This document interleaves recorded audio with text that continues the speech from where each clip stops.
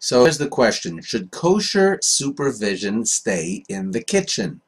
That's basically what I want to ask you about. Well, kosher supervision is a very important part of Jewish religion. Even people who are not necessarily religious often want to eat kosher food. But now comes the story of an upscale Manhattan restaurant that opened just 7 months ago with the name Jezebel.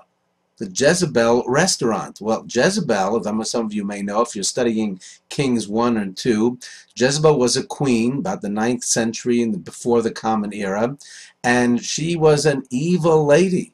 She led her husband into Ahab into worshiping the Baal, which are pagan gods. She was the enemy of Elijah. She had many prophets killed.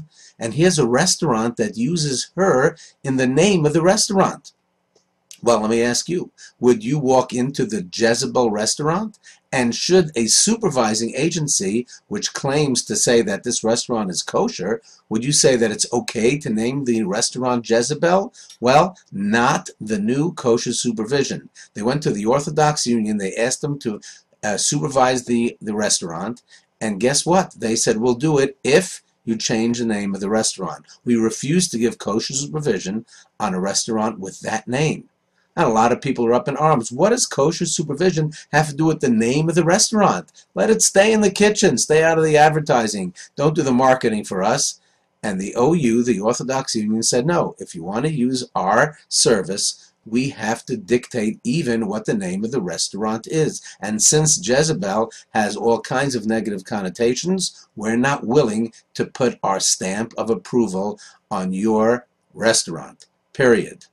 Well, let me ask you, is it okay? Would you walk into a Cafe Ahmadinejad?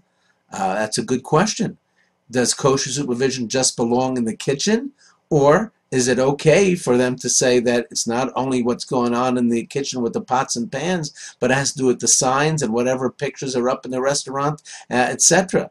So there's a big brouhaha going on about what the place is of kosher supervision. That's my question to you. Is kosher supervision, should it stay in the kitchen, or is it something that is related to everything else about the restaurant too? You could probably know that this is not only something to think about, but it's food for thought.